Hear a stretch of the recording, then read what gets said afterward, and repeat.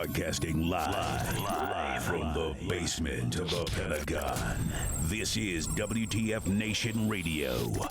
Everything stated on WTF Nation Radio is to be considered the opinion of the person that stated it, and not an official representation of WTF Nation Radio or U.S. Army WTF Moments. Price does not include tax, title, or license. Some assembly required. Each item sold separately. Batteries not included. Objects in mirror are closer than they appear. If conditions persist, contact a physician. Individual results may vary. Keep out of the reach of children. Avoid prolonged exposure to direct sunlight. Keep in a cool, dark place. And please enjoy the show. Shots.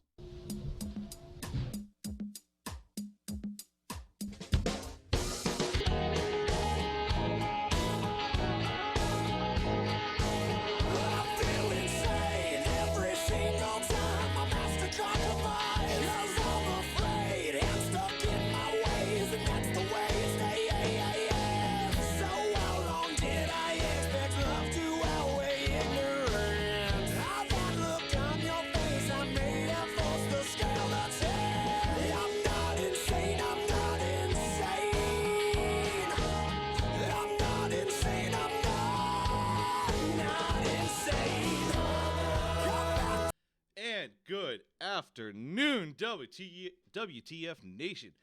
It's your host, it's your boy, KJ, driving around doing donuts outside the Functional Veteran Center of Excellence with my lovely co-host, Ghosty. Hello. Hello. And, of course, I'm so excited. I'm so excited. I stayed up all fucking night partying.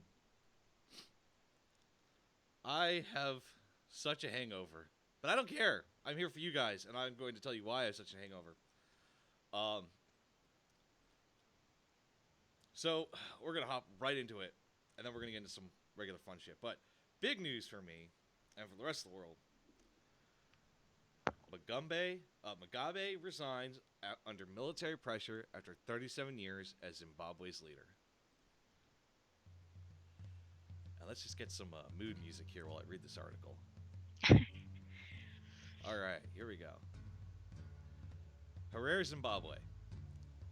Robert Mugabe resigned Tuesday as Zimbabwe's president, submitting a letter to parliament that ended his 37-year rule and triggered massive celebrations in the streets of the capital. None of the rest of the article matters. Nothing else. We won. It's coming back. I'll get my Rhodesia. Hi, Jason. I'll get my Rhodesia, Ghosty. I'm so happy. You want to come with me, Ghosty? Yeah, definitely. We're gonna do silly things in our floppy hats. We'll drive Land Rovers and fight in the Bush War 2.0.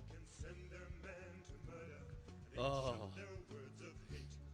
None of the rest. Okay, I gotta change the article. We're gonna kill the music. It just gave me chills. When the speaker Jacob Mudenda interrupted impeachment proceedings against the 93-year-old president as he read the resignation letter to lawmakers. I, Robert Gabriel Mugabe, hereby formally tender my resignation with immediate effect. It was incredible. For those of you that don't know and weren't here last Thursday for my shout out to the North Sea of Scotland where Xander Clark is. I got you, fam. For those of you who weren't here last Thursday, you did not hear about my Rhodesia boner.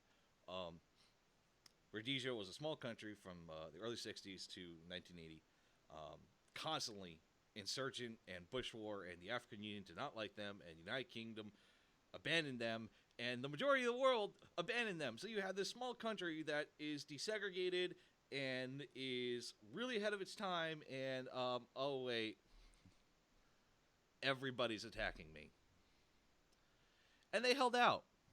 I think the exact odds for a Rhodesian were 383 to 1, which means 383 motherfuckers died for every one Rhodesian. And that doesn't even get into the fucking Rhodesian SAS.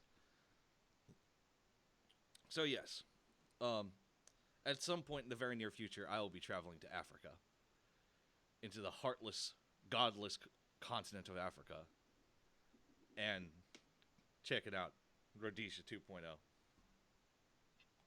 I'll do a show from there. That's what I'll do.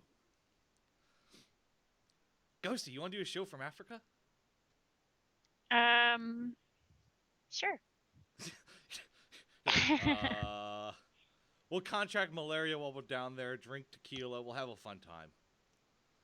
How's that sound? You're a combat medic, we're good. We'll hydrate. But well, yeah, that's the big news of the day. That's why KJ is sleep deprived and on coffee cup number 9. And I've had about 4 rippets as well, and got to continue my day. What's been going on in jolly old England, Ghosty? Just trying to get over the plague, pretty much. That's about it. Wow, what plague? The flu. I'm sorry, but you sound a hell of a lot better. You happens. sound much better than last week. Yeah, well, I've got some medicine that's made me really happy, so.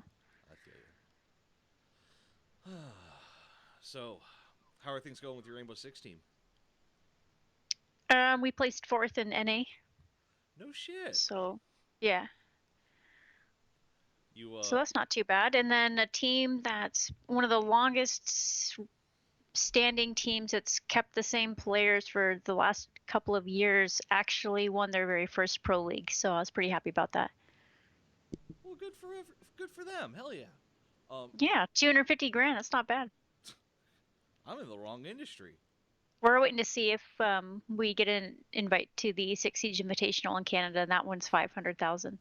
Oh, that'd be pretty sweet. I mean, honestly, it's that I'm gonna gush over your team after you sent me that video weeks and weeks ago. They're damn good. They got a little bit of flow issues, but they're damn good. Well, they've only been a team for a couple of months, and Yeah. they made it that far for Yeah, their first season of Pro League. And that's incredible, especially when the only issue that an untrained eye is seeing is just things aren't flowing 100% here, and it's just personal, like how quickly someone hits their WASD or how quickly someone covers another person or how they cover each other. It has to get worked out just like everything else. They're just got to develop their synergy is all. Yep, synergize. Hi Doc, how you doing? I see you in the mixer chat. It's always a pleasure, Doc. What about that weather we're having? Fucking Tennessee not making its goddamn mind up. I want snow. I want lots of snow. So if anybody doesn't want their snow, just send it to me, please. Remember, she's overseas, so make sure you pack it in dry ice. Yeah. That We'll actually keep, probably. That begs a question. What happens if you pack snow in dry ice? Chemists, Giant call the show now. Dry ice snowball. Rainbow Six Siege, Spencer. Ghosty coaches a team for Rainbow Six Siege. She's a professional. I've also been killing it in Overwatch. I got Diamond already. I'm pushing for Master. We should play some Arma tonight. I have to re-download it to this computer. I completely cleaned this computer, like overhauled it, and then I put another solid state drive in there. So I've got like 4 terabits of space. I will send you a mod list, and we'll play Arma like some point this week, like Thanksgiving-ish or something. Okay. And I'll stream it. Yeah, that'll be hilarious. That being said, since we're talking about the internet and overnights and over the net stuff, I'm gonna spam a bit of personal agenda here, and this is probably one of the few times I'm gonna do it, but this is kind of important. For everyone who's played with their phones or looked at porn or anything, let's be honest here. Fucking the internet's an amazing, great, and horrific place all in once. And net neutrality, yay! The Federal Communications Commission is expected to reveal the latest details of a plan to roll back the government's net neutrality regulations. This results could reshape the entire digital ecosystem by giving internet providers more control over what their customers can see and access online and how quickly they can do it. Now, I, for one, already am frustrated enough when I have to pick and choose between Showtime and HBO and Cinemax or Skinemax, depending on the time of day. please talk and write to your representatives about this, because shows like ours, shows like fucking YouTube, your favorite YouTubers, your favorite porn stars, because not all of them are Brazzers or fucking Digital Playground. A lot of them rely, your cam girls, all these people rely on net neutrality, that the internet is a neutral place. Please talk to your representatives, write to them, let them know that you do not want any rollbacks on net neutrality, because I, for one, don't want to have to deal with calling up Comcast and asking why the fuck can't I check out why can't I look up fucking Brazzers, and Comcast tells me, well, that's because you don't have the adult only package. By the way, it's only $19.95 a month, but after 3 months it goes up to $24.95. No. We don't need that fucking headache. We don't need our fucking bills getting higher. Don't let them pass net neutrality bullshit. Shows like ours, people that can't pay, like the overinflated, hey, let me get to use this first. Those people that can't do that, those smaller people, they are going to suffer. And if you like to listen to our show, especially because we're here live on Facebook, but we're also on Mixer, we're on TuneIn, we're on YouTube, we're on a plethora of different mediums. If net neutrality rules get rolled back, and it allows the companies that run the internet service providers, they could very well bury us under a pile of shit, and it'll take forever to find us. Great example of this is with Verizon. You know, the current rules, broadband companies such as Verizon and Comcast, they have to treat all websites and online services equally. So Verizon, for instance, isn't allowed to deliver content from Yahoo, which it owns, to consumers any faster than delivers competing content from Google. It also isn't permitted to actively slow down or block Google services.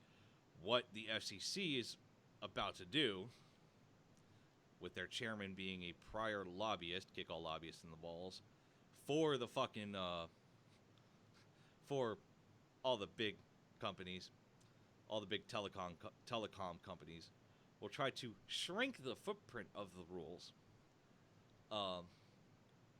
that will allow them to discriminate against websites, against properties that haven't paid for premium service, and it'll allow them to give us the opportunity to purchase pre-packages of websites that we're going to have guaranteed service to. And I, for one, love my porn, and I don't want to be paying $20 a month on top of what I'm already paying to watch some girl get blasted in the face in a great bukkake video, or whatever I'm watching that day. Please look up what you can do to help fight net neutrality, to help fight for net neutrality, and fight the new regulations the FCC is putting out there. It's the only time I'm going to preach to you guys this close to my birthday. You got anything to say about net neutrality, Ghosty? Not. I mean, I don't know. You're an English, you're good. I'm one of those people that sees a lot of stuff in black and white. I don't really do the gray area thing. So for me, I don't know. I've just gotten to the age where people are going to do what they want to do no matter what you do. So just let them do their thing. They leave you alone and do your thing. And I just want to be left alone. So it's just not one of those things that. And that is where Rhodesia comes in. We go to Rhodesia. We find ourselves a nice little corner in the bush. We hunt lions and kill snakes and live with our boyfriend and wife and any children. And you have your own little compound, and I have my own little compound, armed to the teeth. And that's why we're going to Rhodesia. I don't know about lions, but fuck yeah, I like lions. Okay, I'll shoot one. That way I don't upset you any further. And then I'll just shoot like Pumbas and Timons and shit like that. Maybe a couple No, the Zazus. pigs. Ooh, the pigs, and then you can do that thing like Hawaiians do and bury it in the sand Oh, and have a put it on a big ass spit roast? barbecue. Put it on a spit roast? Hell yeah. Cook it under the sand, All right. like banana leaves and shit. Fuck yeah. Get it spit roast and all that good shit. Hell yeah. You'd have like pulled pork sandwiches for like a week straight. I don't know if I get a good enough pumbaa, we can eat for a little bit longer than a week. Just ration it out appropriately. God almighty. Okay, so now I've gotten the serious stuff out of the way, the Rhodesia and my boner for that, and the net neutrality, please contact your representatives. Especially if you love your porn, contact your representatives. I'm going to share its tale with you guys. As y'all know, I'm a video gamer. And Ghosty's a streamer, and our paths rarely cross. But I did cross paths with this wonderful gentleman from, I'm a shameless plug, group called Gaming for Veterans. I love these dudes. They're fucking hilarious. And we're playing PUBG. We're playing PlayerUnknown Battlegrounds. And I am off for the night. I don't have to work for almost 36 hours. So I'm a partake in some alcoholic substances, Ghosty. And I partook in a substance I knew I shouldn't, which is rum. Rum in KJ means KJ sings. And for those who don't know, KJ was in chorus once upon a time. And KJ has an innate love for Disney songs and show tunes. I know I'm expecting gays in the comment section, but I do me, you do you. So, of course, I'm sitting there humming Guys and Dolls while I'm slaughtering motherfuckers on PUBG. And one of the dudes I'm playing with sits there and is like, hey, man. And I'm going to ask Ghosty this. Ghosty, can you give me a song? A popular song. Hakuna Matata from The Lion King. And would someone from the Facebook audience give me something to, give me a theme? Come on, Facebook audience, don't fail me now. I promised you karaoke in the description. Someone give me a theme. Anyone? Of course, Facebook does not want to update. You suck, Facebook. I don't have to go to Ghosty for a theme. I don't want y'all to think this is rigged. Oh, God. Try Mixer Chat. Oh, yeah. Doc, I know you're there. Doc, can you hear me? We can kill some Rhodesian Ridgeback dogs. No, we cannot kill Ridgeback dogs. Hey, Doc, can you give me a theme? Something to talk about? I know you're there, Doc. I love you, Doc.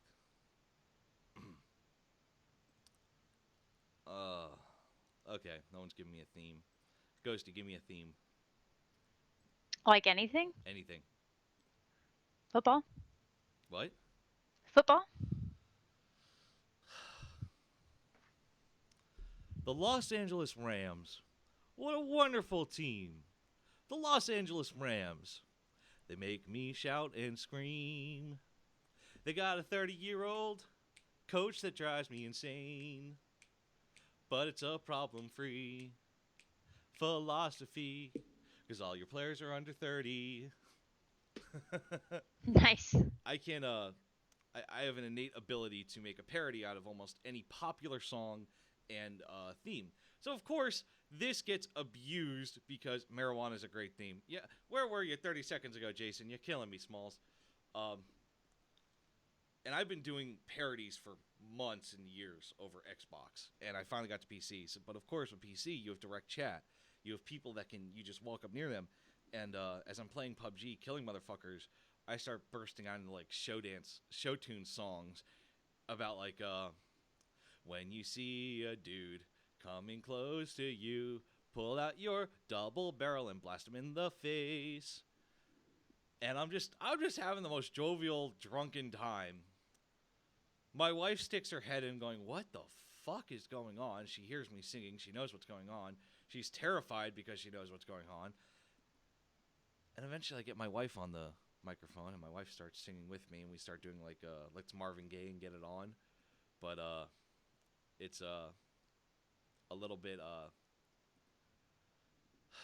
more violent.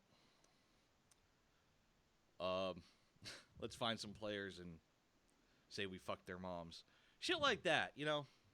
Mm. And I'm going to extend the challenge to the listeners here. This is a personal from KJ to you. What I've done on Xbox and what I've done on PC is come at me with a popular, I mean Billboard Top 100 or Disney or Showtunes, popular song. Doesn't even have to have fucking lyrics. But a popular song and a random theme. You can get as specific as you like. And I will make it worth your while. If you come to me on Xbox, which you can look up my name on Xbox, I'll put it in the chat. You can hit me up with a message there. I'll get you there. I'll send you a $25 Xbox Live gift card. If you're on PC, Steam, I'll send you a $25 Steam gift card. If you're on neither, I'll sign something for you. I'll give you a sticker. I have stickers to give. I have a couple stickers from WTF Nation Radio. I'll give you a sticker. But the trick is you have to stump me. I can't, if I can't process and make the song, you win. 2 stipulations. 1, no hip-hop and no country. Why? I don't listen to country. And 2, hip-hop follows a very specific rhythm scale and meter, and I don't want to fuck over those amazing lyricists that wrote those songs. Even Bad and Bougie and stuff like that follows a specific meter, and I don't want to fuck with that, and I don't listen to country. And 2, it has a 24-hour period. So if you send me a song, I don't respond to you, resend it, and I'll get back to you as soon as possible. But hey, free stuff, especially over Xbox or Steam, where you get the hardcore money's worth. No one has stumped me ever. Ever. And I'm extending my pool of people to try and stump me. That includes you, Ghosty. If you can stump me, I'll send you a Steam gift card. Nice. I'll mull over something. You're all over something? No, I'll mull over an idea God, here of how to stump you. Later tonight, we're going to sit there, early morning for you. You're sitting there at 3 a.m. What's a fucking song that I don't think he knows? He's going to have to look up and listen and then try to make a parody off the top of his head. So, yeah. Danger Zone. Oh, Holly wants Danger Zone. Okay, Holly. Yeah, we're going to do this for a minute. Not a hot minute, but a minute. Just a short minute. Holly wants Danger Zone. Give me a theme, Holly.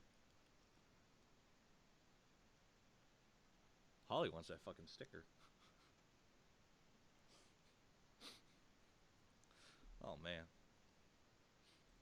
I've opened a monster I can't close.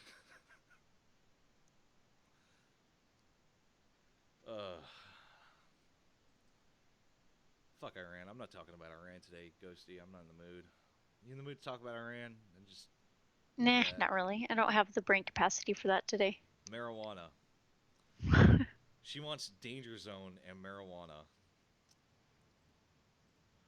Oh, Lord Almighty. Hold on. I feel like that's a match made in heaven. That is. Now, you can get as specific as you want with these parodies, by the way. You can, let's see if this is semi-good. We're gonna... Oh, someone's calling in. Let's see what's going on. Let's see what's going down here.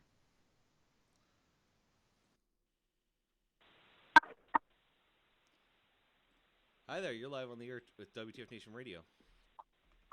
KJ, it's just Doc. What's going on? Not much, Doc. What's going on with you? Not much. Oh, you have some chili trying to warm up. I got a topic for you that's better than Iran and marijuana. Have you all seen the notice that happened that came out today about Charlie Rose accused of sexual assault, sexual advances? Tell me what the difference is. You know, when I was in the Army, there was that infamous 72-79 Romeo. It was an EO form. And, you know, what's people's definition of sexual harassment, sexual assault, and just being improper? You know, because you have all these people, and I mean, how easy is it for veterans to get painted with a big ass broad brush that all of us are fucking, we're crazy, we have PTSD, tattoos, and drink beer? You know, and now it seems like that every fucking minute someone is saying, hey, he made unwanted sexual advances. You know, I, as an NCO, I'm not going to tell a PFC that she looks hotter than the sands of Iraq in the summertime. You know, we got Charlie Rose now. Look at all of these people that says that they had unwanted sexual advances. I mean, is you look cute today a sexual advance, or what is that? Okay, so And how politically correct are we getting as a nation where we can't say that, you know, you look pretty today? okay, so sexual. First of all, I'm going to say this. I fucking hate jackasses that perform sexual blanks, assault, rape, whatever. Right. And when you're alleged of it, you don't fall into that category in my book of you're a rapist. Yet. Until you get convicted, you sit there and you're like, okay, we'll make jokes about it, we'll laugh about it, we'll wait till you get convicted. And once you get convicted, you're a fucking rapist, you're a fucking predator, you're a fucking whatever. Now. And it seems like that's, you know, any type of sex crime is worse than murder. I mean, look how we laughed at O.J. Simpson and Nicole and stuff.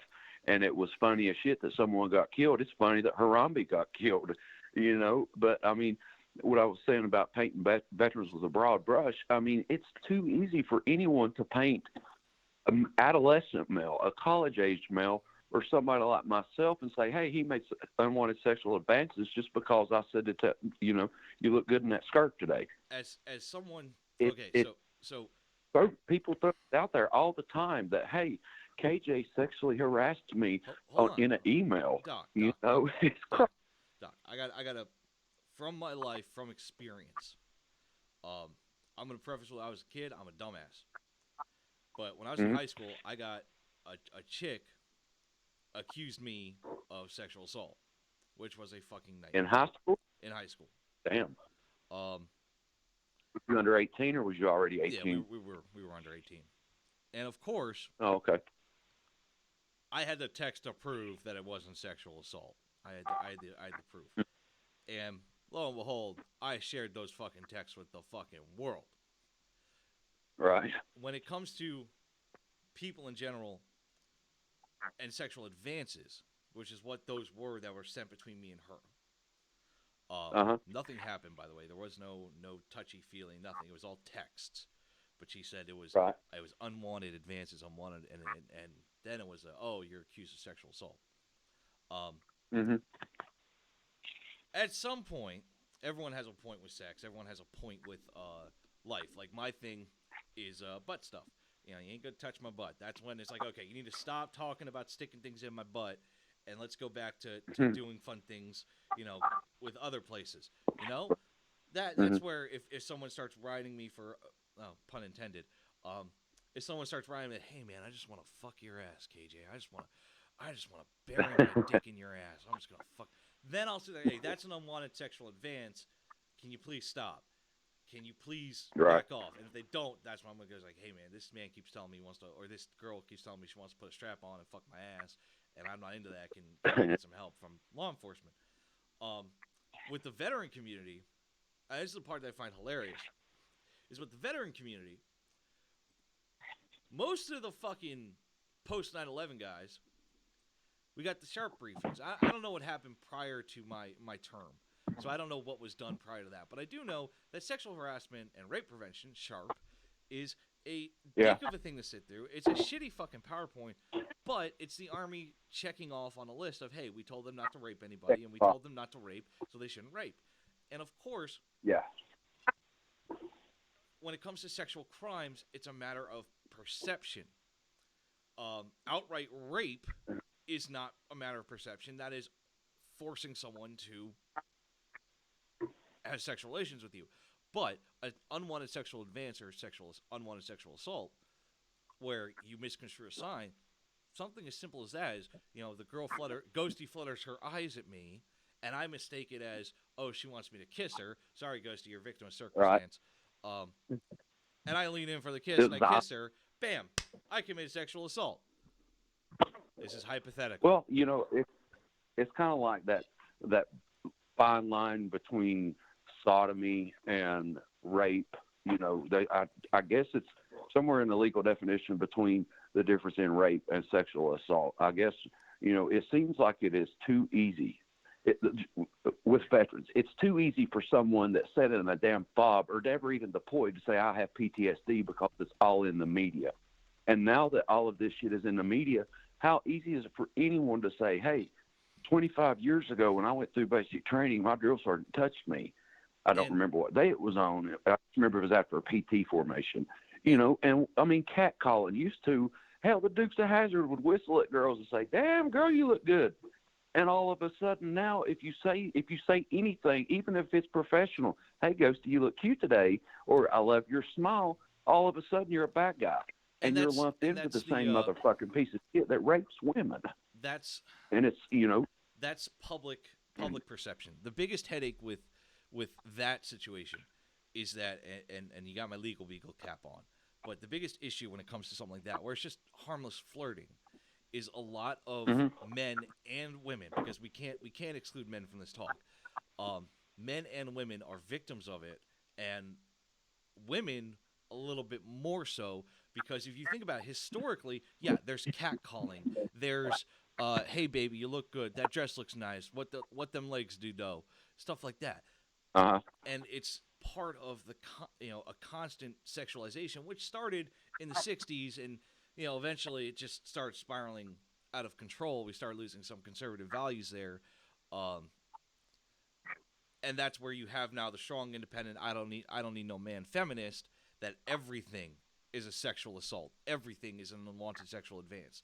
And not just women too, men, the men's right movement, the Menonists, they have a similar issue too, where they get uber offensive, where women will get uber defensive. They'll say, hey, don't you sexually assault me. Men will get uber offensive when it happens, especially those affiliated with the MRAs and men rights activism, and they'll fucking spit it right back as what they perceive as vicious as what's being done to them. And usually it's not the most attractive of guys. And also another thing is social media and the internet. I just talked about net neutrality, how great it is. One of the downsides to having a free and open internet is you can say anything, and if enough people share it, it either becomes public perception or a false public truth. So, for example, 8 women say Charlie Rose sexually harassed them with nudity, groping, and lewd phone calls. Okay, do you have proof? No. But the statement is made. And since the statement is made and it's on the internet, it's there forever. So, sexual assault and advanced... Well, there is, when it comes to rape and stuff like that, there's absolutely no fucking excuse for that. Correct. But, we all know people throughout our lives that would get in an accident because they were drunk. Well, serves a motherfucker right. He was drinking and driving. You get a guy that gets kicked out of the military because he popped hot on a piss test. Serves him right. He's supposed to smoke pot in the military. You have women, and it doesn't justify rape, but you have women that's walking around in a damn spaghetti top in the summertime with these little boy shorts on. They don't expect to get raped. And, there's no justification for that. But aren't they asking for people to say, hey, baby, you look attractive today? And don't feed you that shit. They're doing it for their son. And for the suntan. That's an excellent point that's been brought up multiple times, is that part of rape investigation is the investigators have to ask some very uncomfortable questions. What were you wearing? Why were you wearing that? Why were you out alone? Why were you doing this? And it sounds like they're interrogating you and making you out to be the bad guy. Yeah. And a lot of precincts have shifted to where it's a female and a male, and it's less interrogative and intense and more, hey, what happened? Okay, so what were you wearing? Describe the night. Change in tonality and change in verbiage. And No, I don't believe that a woman wearing a fucking spaghetti straps and a low-cut shirt and fucking boy shorts is asking for it. But what I No, do I'm not believe asking for the is race. that I'm just talking about when the you advances. when you dress up, man or woman, and you dress up to look good, and you go out, you should have the common sense to know that if you dress up to look nice, you're going to get commented on in a positive or negative manner, and you're going to get flirted with in a positive or negative manner. And there is a line where that flirtation becomes flirtation or unwanted sexual advances. Catcalling in this day and age is considered an unwanted sexual advance because one person starts it, then you have 2 guys going, then you have 4 people going, then you have 30 people going, and eventually it's just, okay, enough with the fucking whistling. Whistling's a little demeaning, it's like you're calling for a fucking dog. That's why it's Right. taken so back now. But fucking, men wearing nice polo, nice looking pair of jeans, got some boots on, looking like they're getting ready to rock it out. Yeah. They get shit Do too. you think that this will be my last question, and do you think that men don't report it up, or do you think more men is going to say that they were sexually harassed, especially with this new generation of fucking little millennials? Do you think that boys or young college-age men are going to say, she made a sexually, made an unwanted sexual advance? Is that because used to guys didn't do that because, really, KJ, you're reporting that somebody, tried to give you a blowjob, and what are you, queer? Guys I have never said that I had an unwanted sexual advance. I mean, I take whatever I can get. It don't matter how big they are. Society, men aren't, I've never seen men that, say they had unwanted sexual advances made towards them or anything else, unless that it was, homosexual. And then more than likely, especially people like us, we're going to knock the shit out of them. Well, okay. It seems to always be the women. And once one woman says that Charlie Rose did this, then all of a sudden you have 25 saying that they did this. Okay. And it's always women accusing male. Okay, so I'm gonna drop some numbers on you. National Crime Victimization Survey, which is fairly non-biased. They're fairly straight in the middle. 40,000 households were asked about rape and sexual violence. 38% of those 40,000 households were incidents against men. And they ranged in all ages from 50 plus to 18 and below. In years past, the 5 to 4, it's fluctuated in the past 20 years of 5 to 14% of rape and sexual violence victims per year.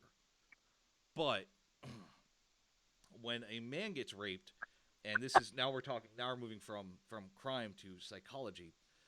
Look at the social demands of being a man. You're strong, you're independent, you're hardworking, you are someone that can handle a problem. You're expected to receive a problem and handle it and power through it. Now, one thing that men are not taught by social standards, by society, is sensitivity and actively seeking help. We are taught that if we have a problem, we deal with it. We find a solution. Men don't report rape more than women.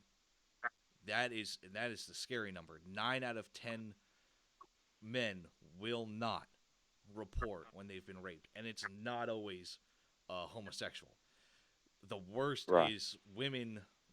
And a lot of guys, and a lot of it has to do with that. Oh man, she touched your dick, dude. Get over it.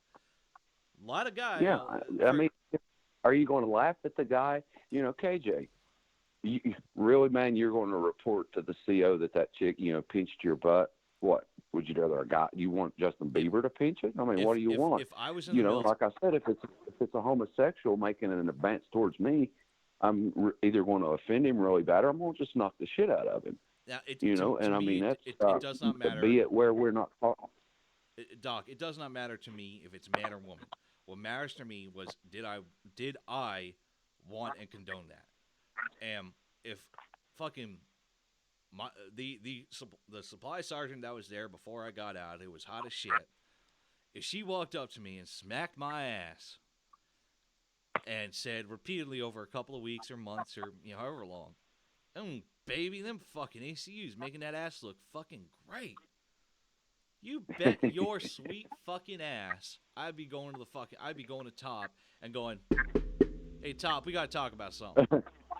And if it was the fucking gay guy, the only gay guy in my unit that was doing it, first I would actually approach the person doing it and say, hey, you need to stop, because that's the right thing to do, is say, hey, fucking stop. I don't like this. I don't condone this. Give them that fucking fair chance to stop on their own accord. But if they don't, and if it was, like, I continue my statement, it was the only gay guy in my unit that was doing it, you bet your sweet ass I would sit there and go, hey, Top, we got to talk about something. Because the issue is, I ain't getting hit with a fucking assault charge. I will throw down with the best of them. I will fight with my bros in the bars. I will fucking do shit. I live by fucking a great man's words, which is, I don't care what the fuck you do, don't get caught. Right. But I will. With all of this, shit going on, I've seen, Charlie Rose in the media today. It seems like, not only does the snowflakes have us walking on eggshells, but now as, living adults where we're men or women, there's a different world out there. And maybe one of these days it'll be back to a little note. Will you go with me? Yes or no, circle one. And it's hopefully they don't circle or. This is a better topic than Iran, especially, since it's so prevalent right now in the news today with Charlie Rose and all of this shit going on. And I'm glad I hope it doesn't happen to anybody. I'm glad you brought it. It's something that I personally have been avoiding, because everybody, their mother's fucking uncle is talking about rape and all the rape accusations, and it's driving me nuts. Because if there's one thing that I spoke about weeks ago, is that it's one of the few crimes that doesn't have a fucking statute of limitations on it. And I'm sorry, but when murder has a fucking statute of limitations on it, when you can carve up a 6-year-old kid into a million pieces and make a fucking scavenger hunt for the grieving parents, and then you can wait, I think it's 15 years in some states, you're fucking clear. You don't fucking get charged because they can't. But rape, you wait 45 fucking years. And I understand some people bury it deep inside themselves and never let it come out, and then something triggers them and they say, okay, I have to get help, and it comes out, and then, hey, you should press charges. Okay, I think I will. But the problem is that the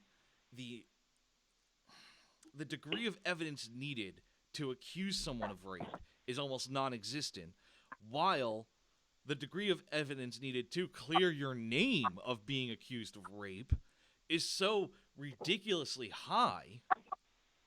Mm-hmm. I mean, using my example, using my personal experience, she accused me of unwanted sexual advances, and she was claiming sexual assault. I had to prove not only to the school and to the school district, but I had to also fucking prove to the county and the state that she initiated by going back several months of texting and emails and pictures. I never fucking initiated. So mama and daddy raised me right. She initiated, let her fucking boom. And I was also trying to cover my ass. I've always had a legal fucking mindset. But I had to go through several months of fucking texts and photos and emails and shit like that to prove that she wanted this. During that entire time, it was a pain in the ass to go to fucking school. It was a pain in the fucking ass to do anything. Granted, I lived in a big fucking city, where millions of people, so, naming a crowd. But what about the guy in fucking Bluebell, Alabama? Or fucking Jonestown, Missouri, that has a population 500, a population 2,000, where everybody knows each other. Yeah. And that's the issue, too, is that rape accusations, especially like this, against prominent people, where 8 turns into 20, and 20 turns into 40, and 40 turns into 75, like in Bill Cosby's case. When the fuck is that line enough? And when can you sit there and say, okay, someone's going on here to bandwagon to see if they can get some fucking money? Exactly. And that's the other problem with our society today is that if I make an accusation, especially a rape accusation, it's hard to fucking prove, and all I have to do is cry in a courtroom. That is. Well, I horrific. appreciate you the show, KJ. Ghosty, hello. Enjoy your Tuesday. I appreciate it, guys. Great input. I love the shows now in the afternoons again. I love the taco truck. Hey, appreciate it. We'll get you some chalupas out to you right away. Hoorah. Thanks, KJ. You have a good one. Hoorah. Peace. Oh, man. Ghost, you still there? Yeah, I'm back. Yeah. Did you fall asleep on me? No. If you read the team chat, you'll know. Oh, for shizzle. What's going down? Word. Yeah, fucking rape. God damn. Fuck. That's something I've been trying to steer clear of these past couple of weeks because it's just getting out of fucking hand. And I don't want to fucking start talking about it until hard facts are out there, if you understand what I mean. You know, I don't want to have... I don't want to make a baseless assumption until I have evidence in front of me. You get what I'm saying, Ghosty? Yeah, I understand that. Because I feel like it can... Also, for people who get accused of rape or, like, sexual misconduct, though, like wrongly, it can be, like, really detrimental to their job, their career, everything, so... Yeah, and Like, I feel like there's that side of it as well. yeah, and like, all right, newsflash to everyone here listening, I was not a great fucking kid. I mean, I was a good son, but I was not a great kid in society's eyes. I did some stupid fucking shit as a teenager. But even I knew as a young man, as a young adult, there are some lines you don't fucking cross. You know, my parents raised me right. Except for maybe the whole, you know, condom thing, you know, but whatever. Parents raised me fucking right. Raise your fucking kids right. Oh my god, here I am, broken fucking record, Ghosty. What a surprise. Raise your fucking kids right. Teach them fucking respect. Teach them to fucking no means no, and then we won't have a fucking rape problem. Except every now and then with the really fucking mentally handicapped people that can't get through their fucking skulls that no means no and think every day is fucking opposite day. And no, that is not a dig on actually mentally handicapped people. This is a dig on fucking serial rapists. Ugh. The only reason why I preface with that is because people have always fucking thrown shade at me for that fucking statement. Yeah. I'm not drunk enough. Where's my rum? I'm gonna start fucking dancing soon. Okay, before we go on break, real quick, I am doing a live show on Thanksgiving. I will be up for Thanksgiving. I will be here. But just for those of you who you know, got stuck on staff duty or couldn't make it home for the holidays, you're more than welcome to come into my home on Thanksgiving. I will be up. I will be broadcasting, and I will be here. My home is Mi Casa es Su Casa. But with that being said, and I'll remind everybody at the end of the show, that being said, we're going to take a short break. Because, god damn it, I hate talking about rape. Yeah, it's an uncomfortable subject. Yeah. Birthday shots. Birthday shots! How old are you, Nathan? Proud of you, boy. You survived that long. However long it is. We're going to take a short break. We'll come back at the top of the hour and stay here on Facebook Live or on Mixer Chat. We'll be here. We're just going to leave it up and running. And we'll be back in about 10-ish minutes. Roughly. Yeah. So, I will see you all at the top of the hour. Shots!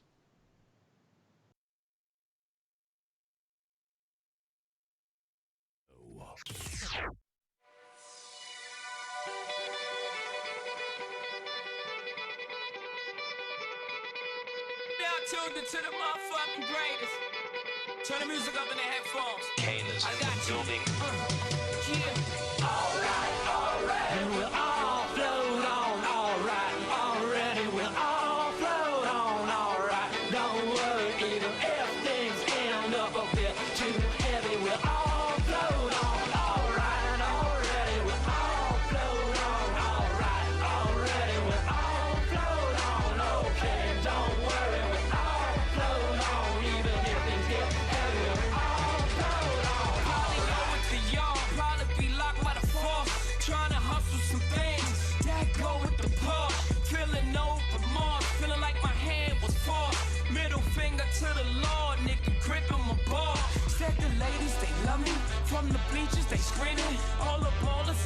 and they like the way I be leaning. All the rappers be hating, off the track that I'm making. But all the hustlers, they love it just to see one of us make it. Came from the bottom to the top of the pop. Nigga, London, Japan, and I'm straight up the block. Like a running back, get it, man, I'm straight up the block. I can run it back, nigga, cause I'm straight up the block. Alright, and we'll all float on. Alright, already, we'll all float on. Alright, don't worry, even if things end up a bit too heavy, we'll all float on. Alright, already, we'll all float on. Alright, already, we'll all float on. Okay, and don't worry, we'll all float on. Even if things get heavy, we'll all float on. Your homie holding position in the kitchen with soda. I just whipped up a watch, trying to get me a rover, trying to stretch out the coca like a wrestler, yes sir. Keep the heckler close, you know them smokers will test you. But like 52 cards went out, I'm blue dealing now. 52 bars come out, now you feel them now. 52 cars roll out, remove ceiling in case 52 bars come out. Now you chillin' with a boss, bet your cards as I see on the sleeve. At the 40-40 club, ESPN on the screen. I play the grip for the jeans, plus the slippers is clean. No chrome on the wheels, I'm a grown-up for real. Alright, and we'll all float on. Alright, already, we'll all float on. Alright, don't worry, even if things end up a bit too heavy, we'll all float on. Alright, already, we'll all float on. Alright, already, we'll all float on. Okay, and don't worry, we'll all float on. Even if things get heavy, we'll all float on. Back in the building, Brooklyn, we back on the map. Me and my beautiful bitch in the back of that back. I'm the realest to run it, I just happen to rap. I ain't gotta clap at them, niggas scared of that black. I dropped that black album, then I back out it as the best rapper alive. Nigga acts about me from bricks to billboards, grams to Grammys. The O's the opposite, off the Annie. Alright, and we'll all float on. Alright, already, we'll all float on. Alright, don't worry, even if things end up a bit too heavy, we'll all float on. Alright, already, we'll all float on. Alright, already, we'll all float on. Okay, and don't worry, we'll all float on. Even if things get heavy, we'll all float on. Alright, already, we'll all float on. Alright, don't you worry, we'll all float on. We'll all float on. His palms are sweaty, knees weak, arms are heavy. There's vomit on his sweater already. Mom's spaghetti, he's nervous, but on the surface he looks calm and ready to drop bombs. But he keeps on forgetting what he wrote down. The whole crowd goes so loud, he opens his mouth, but the words won't come out. He's choking how? Everybody's choking now. The clock's run out, time's up, over, block. Snap back to reality. Oh, there goes gravity. Oh, there goes rabbit. He choke. He's so mad, but he won't give up. That is he know he won't have it. He knows his whole back to these ropes. It don't matter. He's dope. He knows that, but he's broke. He's so stacked that he knows when he goes back to this mobile home. That's when it's back to the lab again. Yo, this old rhapsody better go capture this moment and hope it don't. And hope it don't.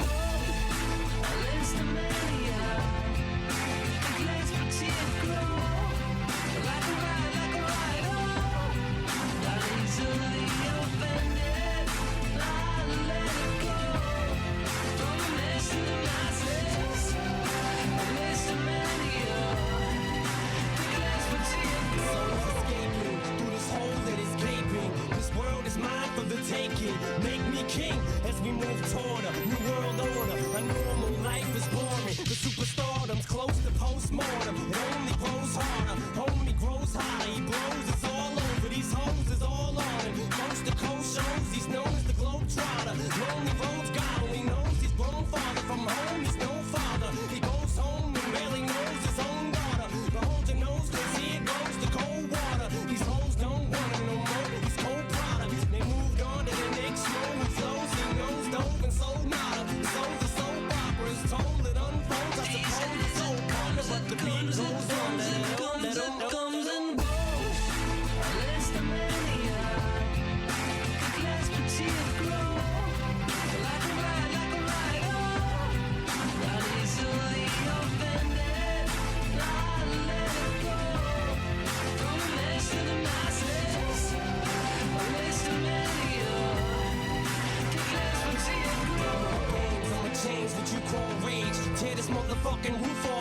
dog's cage. I was playing in the beginning, the mood all changed. I've been chewed up and spit out and booed off stage, but I kept rhyming and stepped right in the next cipher. Best believe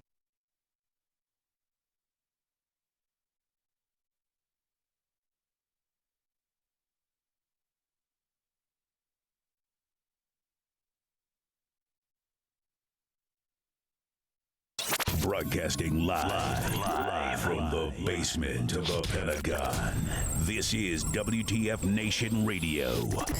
Everything stated on WTF Nation Radio is to be considered the opinion of the person that stated it, and not an official representation of WTF Nation Radio or U.S. Army WTF Moments. Price does not include tax, title, or license. Some assembly required. Each item sold separately. Batteries not included. Objects in mirror are closer than they appear. If conditions persist, contact a physician. Individual results may vary. Keep out of the reach of children. Avoid prolonged exposure to direct sunlight. Keep in a cool, dark place. And Please enjoy the show. Shots. And we are back at the Functional Veteran Center of Excellence with Jose's Taco Truck. Oh, dear God. For some reason, my Winamp decided to be fucky with the music. It's like, no, we don't want to play Eminem. Eminem and mixes from Isocine, motherfucker.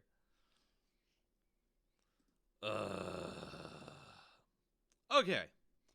Moving past rape, and we're not talking about Iran because, fuck it, we're talking about Iran. Oh, God. From Reuters. Iran's president declares end of Islamic State. I'm gonna preface this with grain of salt, please. Just grain of fucking salt, because if I'm pretty sure, and I remember my terrorist organization's ghosty. Doesn't Iran have Hezbollah and all those motherfuckers that like to play in there? So take this declares end of Islamic State with a grain of fucking salt here. Iranian President Hassan Rouhani declared the end of Islamic State on Tuesday, while a senior military commander thanked the thousands of martyrs killed in operations organized by Iran to defeat the militant group in Syria and Iraq. Today, with God's guidance and the resistance of people in the region, we can say that this evil has either been lifted from the head of the people or has been reduced, Rouhani said in an address broadcast live on state TV. Of course, the remnants will continue, but the foundation and roots have been destroyed. Major General Qasim Soleimani?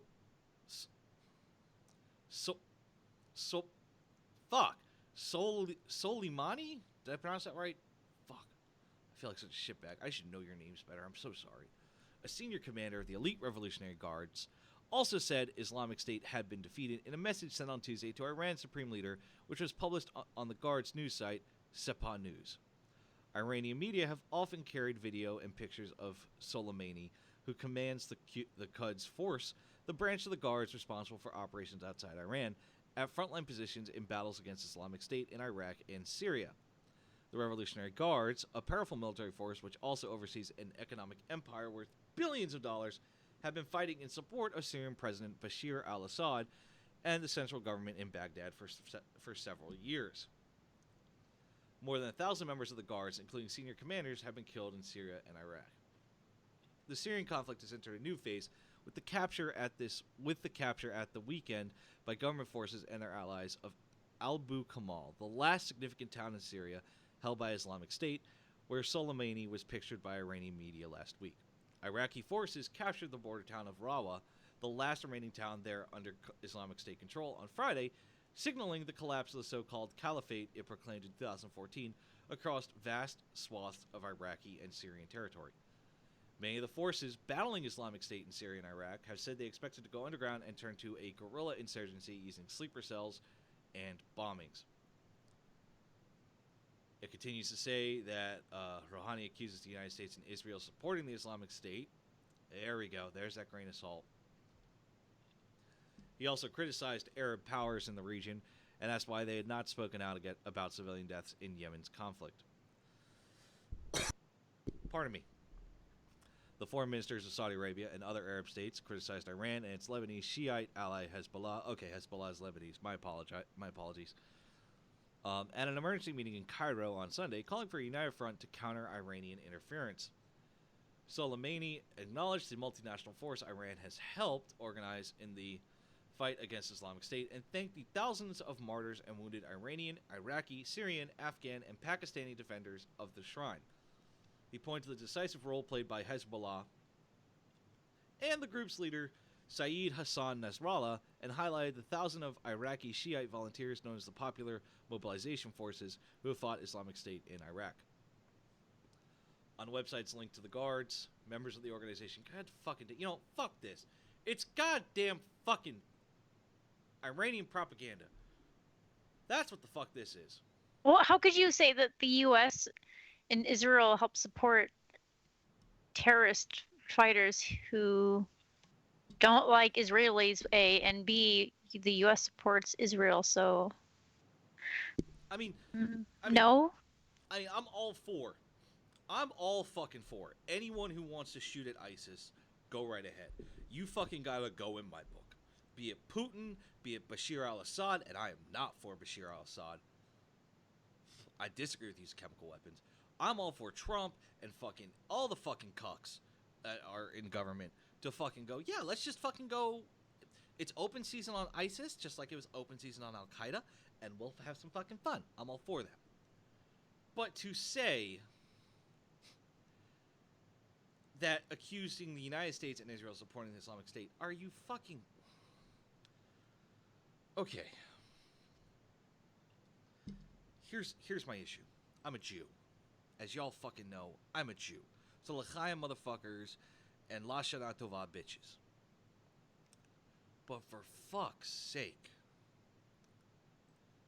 just because in 1947 or 19, something like that, the United Nations gave Israel a plot of land and took it from Palestine.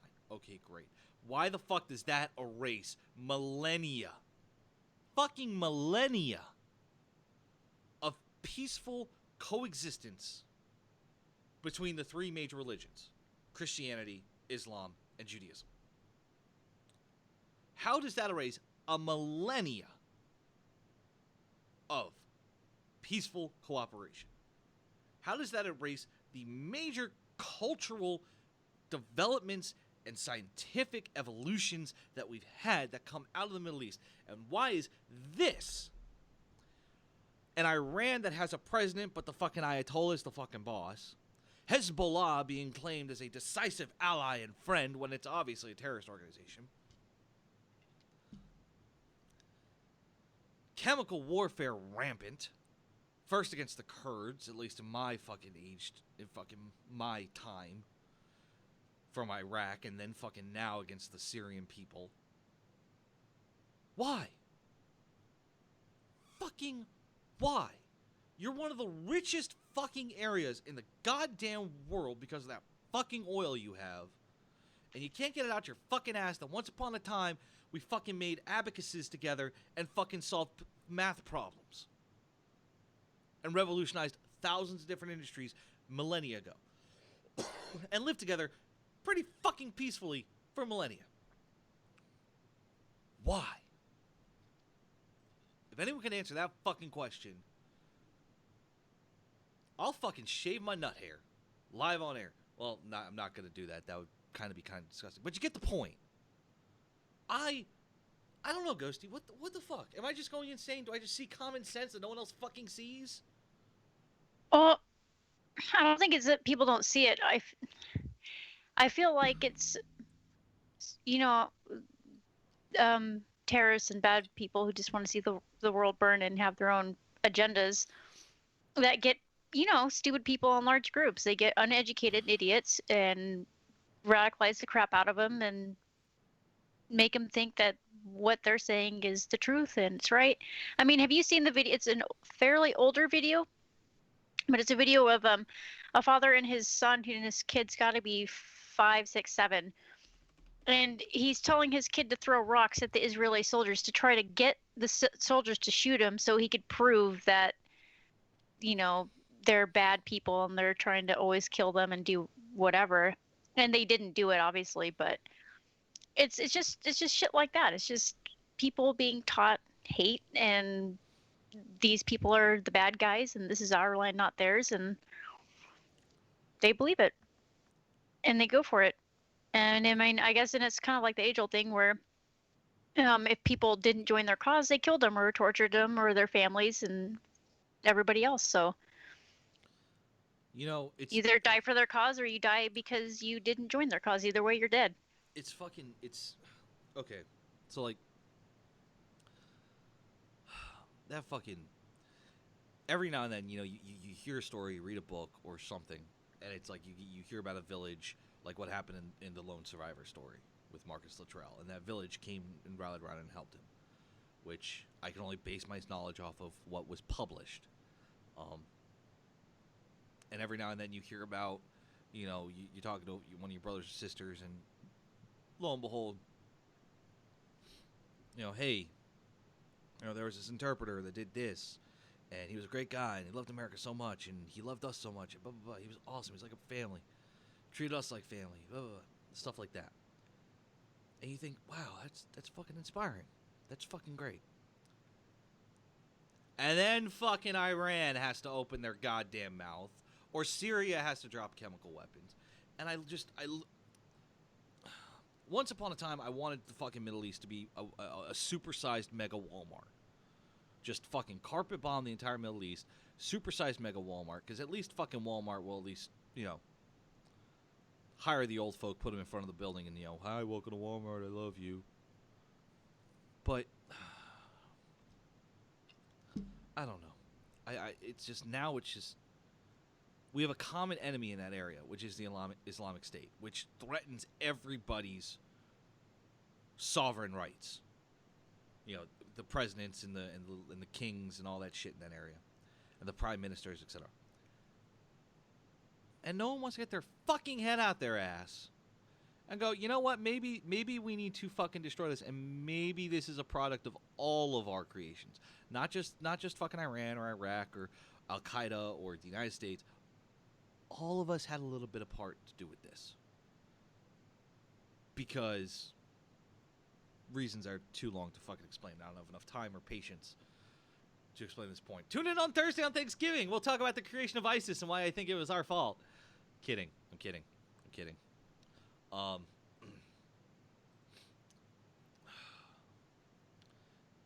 We created this monster. All of us, the world. We allowed these monsters to fucking become what they are, and now we're dealing with the punishments. Makes me fucking believe there's lobbyists in the UN, Ghosty. Oh god, that's a horrific thought. Side with Russia on this one. We're gonna make sure you get that energy, Poland. We'll make sure we have at least 5 Russians to screw in all your light bulbs. Okay. Moving past Iran. God damn it. Reading Iranian propaganda on the fucking... And from Reuters, too. Reuters! A trusted, valued news source. Reuters published Iranian propaganda. Oh, God. I'm gonna... If I don't stop thinking about this, I'll just talk like Shatner for the rest of the fucking day. God, please don't. But Ghosty. No, stop. Oh, Oh, God. We found it. I broke Ghosty.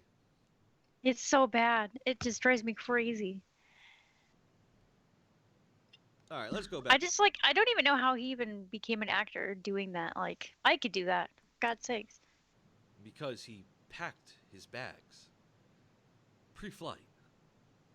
0 hour. 9 a.m. And he's gonna be high. Like a kite flies in. I'm a rocket man. Okay, alright, I'm done. I can feel Ghosty glaring at me across the Atlantic. No, I'm really not. I'm just trying not to get sick. Oh, Lord. Okay. Let's move on to the Department of Justice, my favorite department of the government. All right, 7 reasons to be suspicious of the Department of Justice lawsuit to stop AT&T from buying CNN. First of all, this is published by the Washington Post. not CNN. So let's take it with a grain of salt again. In every other area, the Trump administration is bending over backwards to boost big business. Yeah. Have you seen the tax plan? Yeah. I'm gonna get fucked. The head of the antitrust division has changed his view on the issue to match the president. So this is a very important thing. Now, there's a lawsuit. Before I go any further, there's a lawsuit between the Department of Justice and AT&T to stop them from buying the news network CNN. It's to actually block them from buying the entertainment conglomerate Time Warner. This was yesterday when they filed this lawsuit. And AT&T chief executive Randall Stevenson was adamant yesterday that he won't agree to sell CNN to placate President Trump, an issue they described as the elephant in the room. He said that he cannot say for sure why the government sued. But nobody should be surprised that the question keeps coming up, because we've witnessed such an abrupt change in the application of antitrust law here. For those of you who don't know what antitrust law is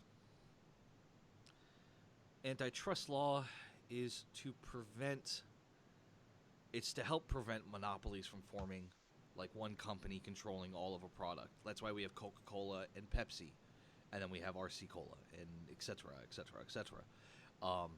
It's to prevent, basically, the most base form, to prevent companies from creating monopolies able to solely dictate the economic impact of individual products. And as you've heard, I'm very critical of President Trump. I'm just as critical as all the previous presidents, and I will never take a pro or against stance against him. I will always look at him neutrally, and his cabinet. But like I was saying, the first thing, in every other area of the Trump administration, they're bending over backwards to boost big business. For example, Keystone Pipeline is now leaking oil. Yay! Which we'll talk about later. Not today, but later. Keystone Pipeline's leaking oil. Why? Maybe it kind of got a little hurried and rushed with a certain executive order. Things like the net neutrality, which we talked earlier about, how they're moving to get rid of it and make it to where you have to pay $19.95 just to listen to us on Mixer or TuneIn. But other things like the antitrust division, which is supposed to state, yeah, this is a bit of an issue. This is AT&T can't own Time Warner Cable, because then it starts forming a conglomerate monopoly. Literally changed his position and says, I don't see this as a major antitrust problem. I think these folks would have an easier route towards approval. What? And the administration's denials are full of lawyerly language. Now, everyone loves it when I talk lawyer, don't you? But it leaves wiggle room, and that's the worst part. When lawyers talk, they leave wiggle room. My lawyer did it during my divorce. A bunch of people do it. A bunch of lawyers do it. They leave wiggle room. I didn't make that decision. I did make a comment as to what I think. Shit like that. It's nothing that backs you in a corner to, oh shit, that's what I did. It gives you escapes, which is good when you're in a courtroom or when you're dealing with law. Furthermore, Trump really doesn't understand or respect the independence of the Justice Department. You have legislative, judicial, and executive. Of course, executive and legislative are going to have bias. There are parties involved, etc. But the judicial department needs to be unbiased. Even the Supreme Court, the highest court in the land, needs to be unbiased so that they can unbiasedly look at the Constitution and unbiasedly look at cases and say, no, that is not constitutional, or yes, that is constitutional. And the biggest example of that is firing James Comey. because you just fired one of your lead investigators in the country as part of the Justice Department. And there's no precedent either for this. And of course, we all know that President Trump doesn't like CNN. I mean, of course, with his goddamn... Ghosty, you've heard me about his Twitter. This is a prime example of Trump and Twitter. While in the Philippines, I was forced to watch CNN, which I have not done in months, and reel against how bad and fake it is. Loser. You do realize that yes, they do publish some stupid shit and follow a very liberal agenda, but for fuck's sake, they do publish the news. Usually fairly accurately. Usually. And finally, White House officials have previously hinted that Trump might wade into the antitrust process. And that's the horrifying thing. The antitrust division and antitrust laws are out there to protect us as consumers and to protect us as citizens. I don't know about you, but I don't want to be paying $50 for a loaf of Wonder Bread because there is no other fucking bread on the market. I don't want to fucking pay $300 for Johnson & Johnson baby shampoo because there is no other shampoo on the market. What antitrust does is prevents that. And when you allow someone with biasm, like in this case President Trump and his biasm towards CNN, this allows conglomerates to be made and monopolies to be made and allows biasm, and that is where we start seeing tyranny. I'm not saying it's tyrannical yet. I'm not saying there's tyranny going on now, but what I'm saying is come from history when you see leaders start getting involved in decisions of business like this on this level where it's wiping out competition and making a singular source, or you see them wiping out political parties and have a singular source. Germany. When you start seeing things like this happen, that's where that line for tyranny starts evolving. I know I'm talking ill of President Trump. It's not a popular opinion. I don't give a shit. This needs to get smacked down faster than a fucking yellow jacket at a picnic. Because it makes no fucking sense other than political vendettas. Which I'm quoting straight from the article, and I truly believe it. He doesn't like CNN, so we're gonna support, you know, making it to where CNN can't be successful by going with AT&T Time Warner.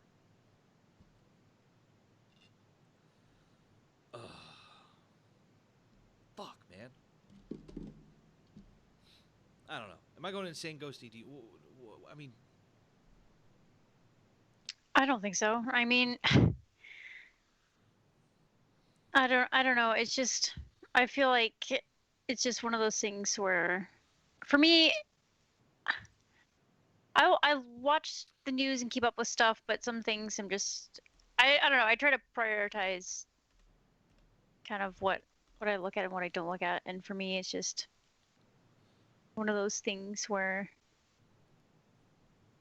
it's a bunch of rich people doing what rich people do. And as far as you're coming about Trump and his Twitter, it's like, I feel like you could beat that horse, I mean, over and over and over again, but he's just going to keep like tweeting stuff he shouldn't be saying, and everybody's going to go mental over it.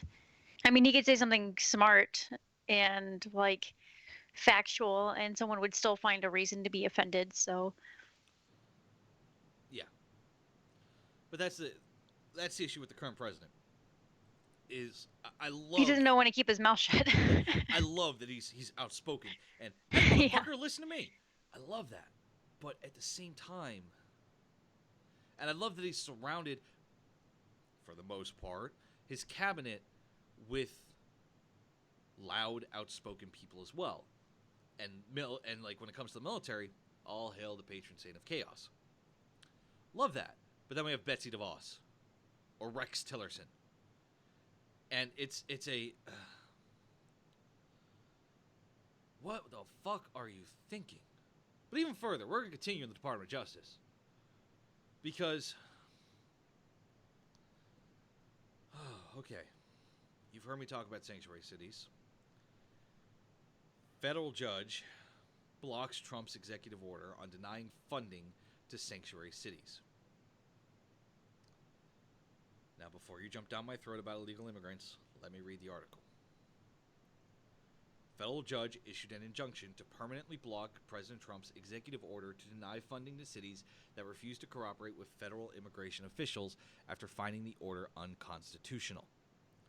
The ruling by District Judge William H. Orrick in San Francisco comes in response to a lawsuit filed by the city of San Francisco and nearby Santa Clara County and follows a temporary halt on the order that the judge issued in April. Orrick, in his summary of the case on Monday, found that the Trump administration's efforts to move local officials to cooperate with its efforts to deport undocumented immigrants violated the separation of powers doctrine as well as the 5th and 10th Amendment. Okay, we're going to pull up the Bill of Rights, and we're going to talk about the 5th and 10th Amendment. Real quick. Take me down to the 5th. 5th Amendment, as stated, no person shall be held to answer for a capital or otherwise infamous crime unless on a presentment or indictment of a grand jury except in cases arising in the land or naval forces or in the militia when in actual service in time of war or public danger. Nor shall any person be subject for the same offense to be twice put in jeopardy of life or limb, nor shall be compelled in any criminal case to be a witness against himself, nor be deprived of life, liberty, or property without due process of law. Nor shall private property be taken for public use without just compensation. That's the 5th Amendment. Scrolling down to the 10th. The powers not delegated to the United States by the Constitution, nor prohibited by it to the states, are reserved to the states respectively or to the people. Okay, now that we've gotten that out of the way, we'll probably have to come back to it. The Constitution vests that's the spending powers in Congress, not the president. So the executive order cannot constitutionally place new conditions on federal funds. In other words, President Trump, you can't touch our fucking pocketbooks that are clearly in Congress's hands, God help us. Further, the 10th Amendment requires that conditions on federal funds be unambiguous and timely made, that they bear some relation to the funds at issue, and that they not be unduly coercive. Okay. Federal funding that bears no meaningful relationship to immigration enforcement cannot be threatened merely because a jurisdiction chooses an immigration enforcement strategy of which the president disapproves. Now, Ghosted, we're gonna travel back in time. You ready for this? We're gonna travel back in time, 2012. You ready? Yep. Okay. I don't have my travel back in time music to play, so woo! Cue the darkest music. Cue Doctor Who. Ooh. We're going to talk about President Obama. Who was... I'd rather talk about Iran. Well, if there's one thing I liked about President Obama, he was up. It wasn't a guessing game with what he was trying to say. You know, That's because you read from a teleprompter. Good point. But when he did talk about the topic of immigration, which I clearly remember in 2012, and this was at the start of his second term, he was focusing a little bit on immigration, and he allocated funds for immigration and allocated it to the states and gave them the general guideline. You know, the general guidelines were set by Congress. This is what you must do. This is what you can't do, and boom, the states ran with it. And immigration is a problem, especially illegal immigration. Illegal immigration is a bitch. But illegal immigration it's bad, but it's not, oh my God, what the fuck is going on? I haven't lost my fucking job to an illegal immigrant. And I'm in a prime position. I work at a fucking fast food restaurant. That doesn't make it okay, though. I'm not, and don't get me wrong, I'm not condoning illegal immigration. But what I'm saying is, it hasn't gotten to the point where illegal immigrants are off-placing citizens. A population, a portion of it, yes. There are people that have felt it in certain industries. However, there was plans put in motion, and they were working. Granted, those plans were also to make those illegal immigrants into legal citizens, such as DACA, which I love, which I'm still furious about. And all of these other programs that allowed, hey, you came here illegally, great. Here's the opportunity to get here legally.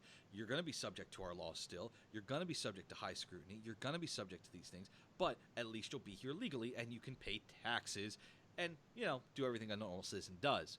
Collect Social Security, all that shit. It gave an opportunity. It was amnesty. We all have had amnesty, especially those of us that decide we want to pocket a 50 cal round and then realize, maybe I shouldn't do this. So you put it in the amnesty box. But I digress. President Trump here, as we all remember a few months ago, stated he was pulling funding from sanctuary cities. And he can't do that. That is not in his powers. And anyone who says, but guess what? You're siding with the side of history that Hitler was on. Because we have the separation of powers between our different branches, there is some equality where Congress can say to the president, fuck you. And the president can say to Congress, fuck you. And the Department of Justice can say to the president, fuck you. And then Congress can say to the Department of Justice, fuck you. And that's the beautiful thing, is it's just a giant circle of fucking each other over. But at least it's fair. Am I thrilled? Yeah, well, I mean, that's kind of a giant leap to go from Trump, what Trump's trying to do to Hitler, but I do get where you're going with it. Yeah, and the comparison, I'm not comparing Trump to Hitler, I'm comparing the situation. When powers start overstepping their boundaries and start drawing power away from other ones that they're equal to, for example, the executive to the legislative, the president to Congress, the president from Congress, that is where you start having tyranny. I'm not saying President Trump is tyrannical. What I am saying is this is not a great sign. This is something I've said before. This is a man that does not know politics yet. He knows how to run a business, kind of, sort of, but he does not know politics yet. And the sanctuary cities, as much as I despise that these are safe cities that illegal immigrants can flock to and be there illegally and not have to follow under proper immigration procedure, I have to side with the law. I have to side with the Department of Justice and say, sorry, Mr. President, you can't touch their fucking money, because that's Congress's job to take it away. And I'm totally ready to receive that backlash. Autistic screeching. Thanks, Chris. All of a sudden, I should probably check the Facebook chat. I haven't checked that for a minute. All of a sudden, autistic screeching. Well, okay then. I was thinking of the pig sound everybody does. Gree. No, like, I don't know. I guess maybe it was just the way I was raised, but I feel like if you want to be a part of this country or any country, you follow the rules that are set in place. You don't illegally come in here and then expect to be treated like a regular citizen. The rule, like the stuff, like, yeah, there's stuff that is in place that protects them, but it's that the rest of it is for citizens of the United States, not citizens of Mexico or whatever other country they came from. And so having that in place where it helps illegal immigrants become actual like contributing citizens that aren't still illegal, getting paid under the table, and having, draining the states that they're in funds for people who need food stamps and things like that, sure. But I'm not going to just have a bunch of illegal people come over here because they want to live here and then cause all kinds of havoc and whatever and think that they can just demand whatever the fuck they want from my country. You're exactly right. And that's one of the reasons why, like, I'm such a huge supporter of DACA. Because DACA, like, children, it goes to your victim of circumstance here, and it's going to happen a lot on my show. But let's say you and I have a little bosoming little boy, God help us, victim of circumstance. I don't mean it. Please don't shoot me in PUBG later. But we have a kid, and then we decide we're going to legally immigrate from the United States from England to the United States. DACA allowed that child, using this as a very close example, allowed that child who didn't have the say in the matter to pursue citizenship in the country that he was raised in, which in that case would be the United States. And DACA was brilliant because it set such very strict and stringent procedure that was punishing, but it also gave room for if there was a failure. For example, like you weren't allowed to pull any public services like Medicaid or food stamps. But if you fucked up, it wasn't an immediate "you fucked up, you're screwed." It was, "Hey, this is what you did. It's your first strike," and there was plenty of documentation of people that fucked up multiple times. It was, I think it was like a 3 or 4 strike system that were gone. But you fucked up. Here's what you did. Here's how to fix it. Don't do it again. They gave the tools and provided structure and provided a solution, and that's why I like DACA. And then they wiped DACA away. They wiped the dreamers who make it to where they won't be able to live in the country. And like I said last week, one of them just illegally came back because his entire life is here. His schooling, his friends, his girlfriend, everything is here. That did nothing to stem illegal immigration. It just made it worse. This right here will help stem some of it because A, it focuses it into a very narrow area, sanctuary cities, and B, these cities and states can start focusing on programs and being the new Ellis Islands. Instead of it being, okay, you're here illegal, come here if you're illegal, it's safe. Okay, if you're illegal, you might want to make your way here, but we're going to make you work. We're going to make you legal. And if you don't want to be legal, well, we're going to deport you. But I think the people who also have committed like really heinous crimes that were illegal immigrants shouldn't even get the option of becoming a legal citizen. They should just get sent back. They don't, and that's one of the things that I make a lot of comments about, like Cuckafornia and I call it California. Yeah, California, Cuckafornia, New Cuck City, New York City, my home city, God help me.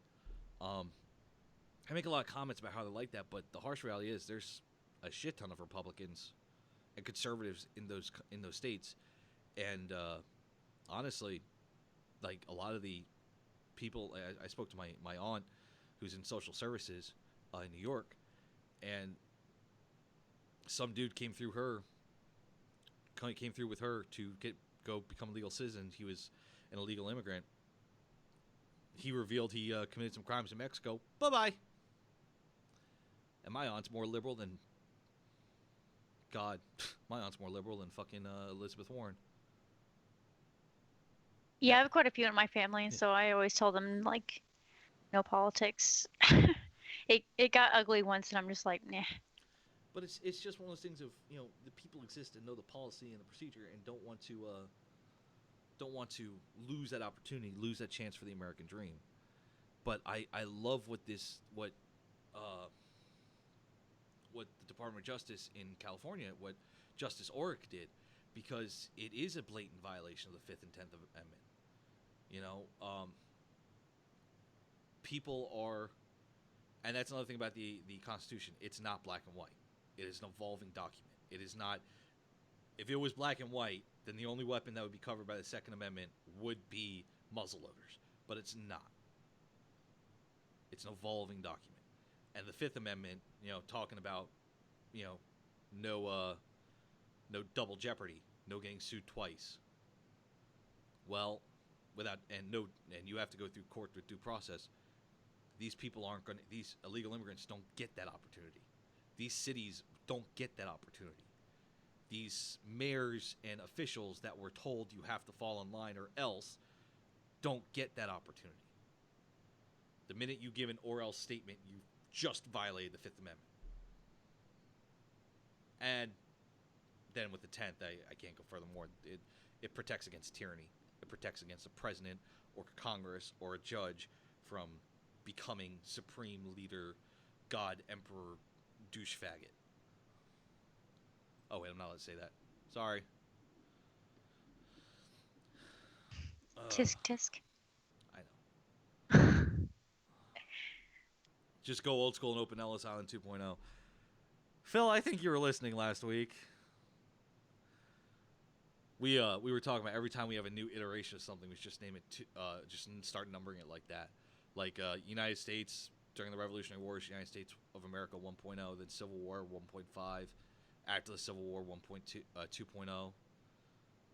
Great Depression, we go to 2.5. We have a minor update. We start recovering under FDR, Ghosty. We're at like 2.5.5. Be a great way to log history, don't you think? Yeah, pretty good. Like system updates. Hey, when did that go into effect? I don't know. Go back to the United States 2.61.31. Ah, there we go. It's in the patch notes. That'd be funny. That'd be great. I'd be okay with that. That'd be easy. Like, nope, do over, go back. Refresh to a previous version of the United States. But then But you know what? It's going to be like Microsoft, where you can run the older version of Windows for so long before they force you to buy the new one. Yeah, and if you revert to the older version, what happens is you get that stupid little paperclip guy popping up in the corner of your view all the time. It's like, hey, it looks like you're trying to do something. Can I help? Yeah. Best way to identify failed and out-of-date policies. Mm-hmm. I'm trying to see. You see it all the time in Fairfax. People can't speak English, buy a ton of food, use an EBT card, and then when it runs out, pull out a stack of cash out of their wallet. Yeah. And you're right, Chris. That happens in that happens in Fairfax. I'm assuming Fairfax, Virginia. And it's fucking nuts. You're right. People can't speak English, buy a ton of food, use an EBT card, and then when it runs out, pull out a stack of cash out of their wallet. But then again, how do we know for sure that those people aren't legal immigrants? Or, even further, citizens? You can't determine by looking at someone that they are legal or illegal unless you're literally standing at the border and as every one of them runs across, like, hey, you speak English? No, señor, yo hablo español. Okay, you're a fucking illegal immigrant. You move on, carry on. I mean, you can't make a snap judgment at that. I mean, I know plenty of people that can't speak a lick of fucking English, and they rely on their children, but they're legal residents and legal citizens. There's plenty of English-speaking people who can't even speak English. I mean, we know they have an entire sub-country called Scotland. Oh, don't even. I went there, and it's just like some people, like, you know the movie Brave? There's that one guy. No, even his dad can't even understand what he's saying.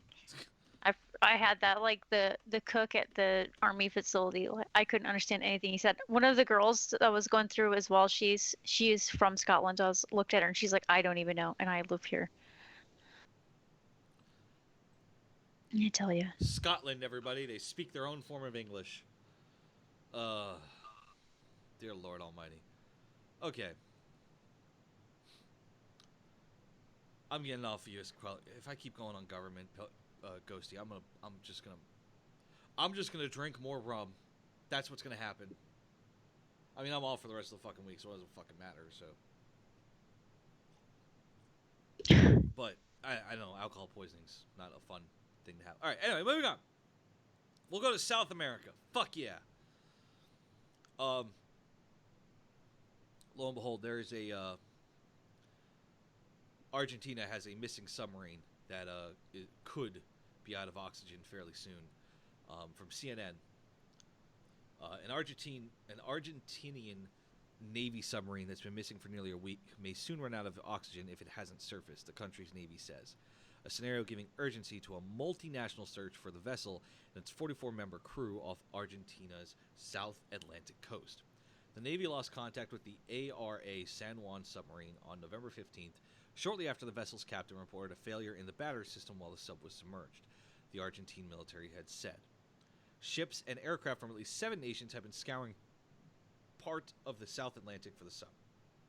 On Tuesday, 3 vessels will move to an expanded search area Argentine Navy spokesman Enrique Balbi said. The search area is 2 times the size of Buenos Aires, Balbi said Tuesday. A day earlier, the spokesman said the search had entered a critical phase because the ARA San Juan's crew's oxygen could run out by Wednesday in one of the worst-case scenarios. Under normal circumstances, the vessel has sufficient fuel, water, oil, and oxygen to operate for weeks without external help, Balbi said, and the vessel could snorkel or raise a tube to the surface to charge batteries and draw fresh air for the crew. The oxygen situation could also be helped even if the vessel bobs adrift on the surface with the hatch open. But if the sub doesn't surface, oxygen might last only 7 days, Balbi said. Every time I say Balbi, I think of that kid from Jimmy Neutron, the fat one. Oh yeah, with the red hair. No. The weird one that had like the Russian accent. That was like fucking like cheeky breaky, like Balbi always eat his fucking carnivals. Yeah, that's the one with the red hair and the glasses. No, and the freckles. That's Carl. That's Carl. Oh. Balbi's the brunette that's like straight out of fucking cheeky breaky Slav. I don't know. I haven't seen that show in years. Anyway, now that we've diverted. I was gonna say though, the first thing, like as soon as you started talking about that story, I'm like, can't it just surface? Like, it's the first thing I thought of is why doesn't it just surface? Okay. It'd also be easier to find as well, wouldn't it? Yeah, but I'm okay. I'm not a sailor, but I have some idea of how a submarine. I mean limited. I have zero, so. I mean, I understand what ballast is, and controlling ballast in a submarine has it go up or down. In that 3-dimensional moving space. So, of course, if a submarine, if that ballast is controlled electronically and they're having battery failure, do they not have a system in place that automatically blows ballast and makes it float up, or bring in more ballast? I don't know. I'm not a sailor sort of person, but do they have a system in place that automatically does it, or if with battery failure, does it maintain whatever the battery was left on, and nothing changes? That's is there a safeguard that would allow it to blow to the surface? Where was I? There I was. No, I read that. The vessel was submerged when the Navy last made contact with it, and Tuesday would mark the 6th full day of its disappearance. The phase of search and rescue is critical, Balbi said Monday. This is why we are deploying all resources with high-tech sensors. We welcome the help we have received to find them. It was based in the far southern Argentina's Tierra del Fuego archipelago to its home base in Mar del Plata, a city hundreds of miles to the northeast, where the Navy lost contact with it. The sub's last known location in the San Jorge Gulf off southern Argentina's Patagonia region is nearly midway between the bases.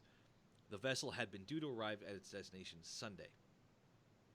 Shortly before the Navy lost contact with the sub, the vessel's captain reported it experienced a short circuit, and the Argentine Navy spokesman Gabriel Galazzi said Monday.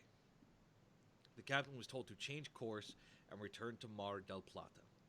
The type of problem is considered routine, and the crew was reported safe, he added. This is one more communication with the captain before the sub went missing. The Navy did not give details of its contents. The San Juan is a German-built, 65-meter long, 213 feet, TR-1700 submarine powered by 1 electric and 4 diesel engines, the Argentine Navy said. It's dependent upon the last time they actually recharged their batteries, how long they refreshed the air, and what's inside the submarine. Ships and aircraft from Argentina, the United States, Uruguay, Brazil, and other nations have been searching for the sub on the surface and underwater.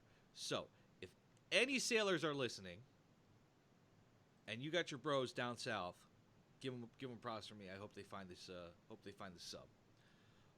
Earlier hopes that searchers may have heard communication attempts by the crew have not panned out, the military said. For instance, noises that have been detected Monday initially were thought to be a possible distress signal from the crew, but later analysis determined the noises were not from the missing vessel, but instead might have been from the ocean or marine life. Balbi said. I swear to God, all I can think about is that fucking dude from Jimmy Neutron. The Argentine Navy on Saturday reported 7 communication attempts that were initially believed to originate from the San Juan, but officials said Monday that those calls had not come from the missing sub. Fuck, man. That's a horror story in and of itself, Ghosty. Oh, yeah.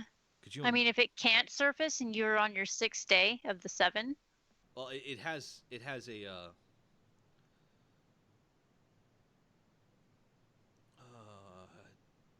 think it has another week's worth of oxygen. That's Run out still by be Wednesday. terrifying, though. That's tomorrow. Tomorrow. So it's fucking goddamn. I would put my head between my legs and kiss my ass goodbye. I just wouldn't join the Navy because that's terrifying. See, that's this is why college doesn't do the ocean.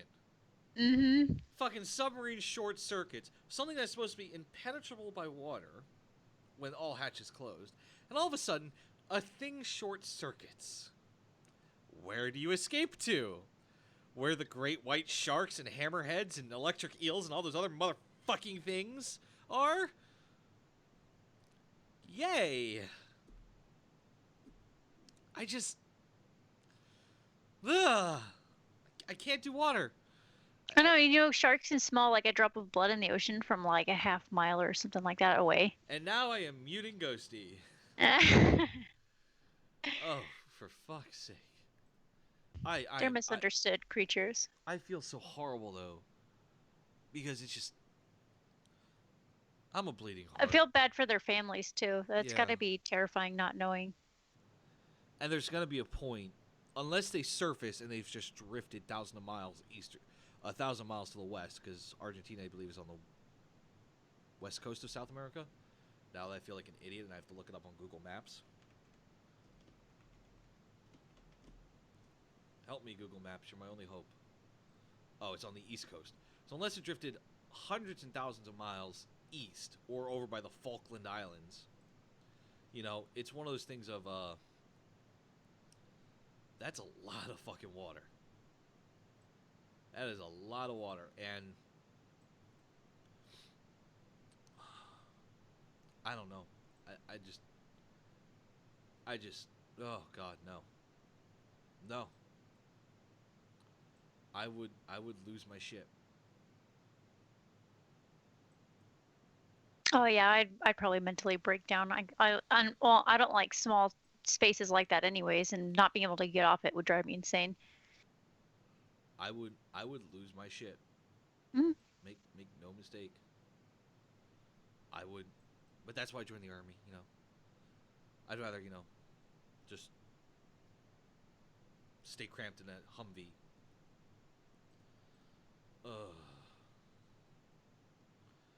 Okay. I hope they get found. I hope the families... I seriously hope this doesn't turn into a case of 2-3 weeks have gone by. It's like, listen, we haven't found anything. Sorry, your family's dead. Because they're never going to... That's just horrible to me. Never get a body back or anything. That's just... Fuck. Horrible.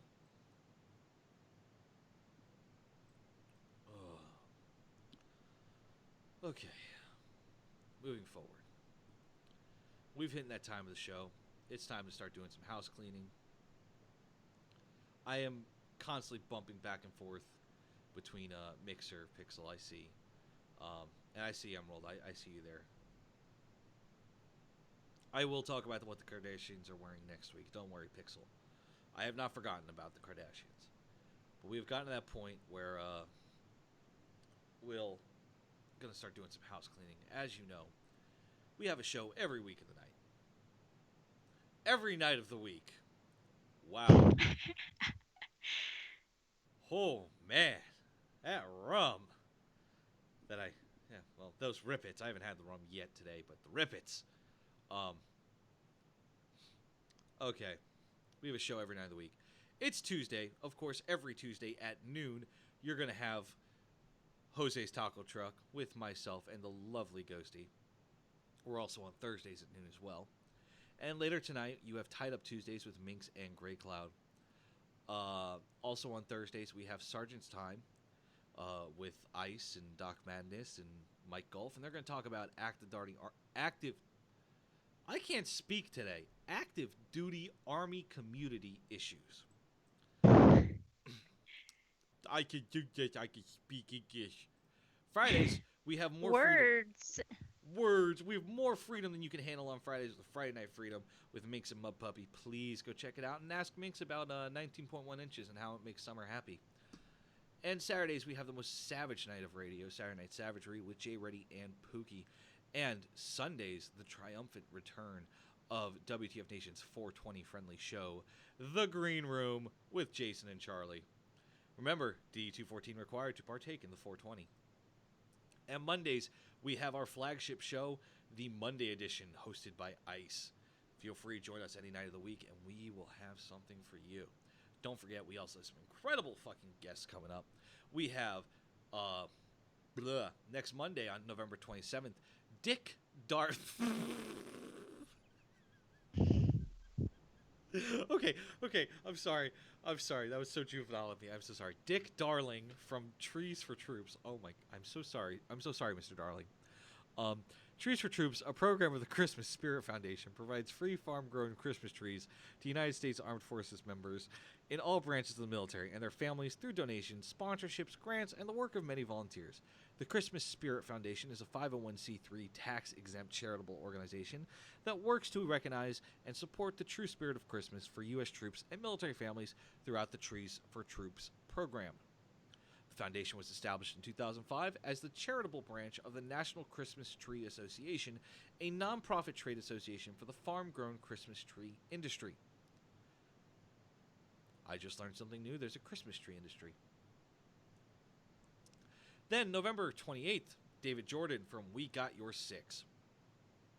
We Got Your Six is a nonprofit organization dedicated to helping homeless veterans rebuild their lives and redevelop their self-confidence, helping them get back on their feet and back to living a solid, stable, meaningful life.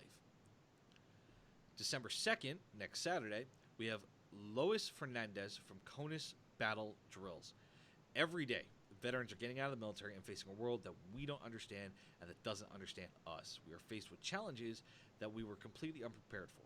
Writing a resume, preparing for interviews, picking companies, translating our skills for a soft world, and are all things that we're not really trained in.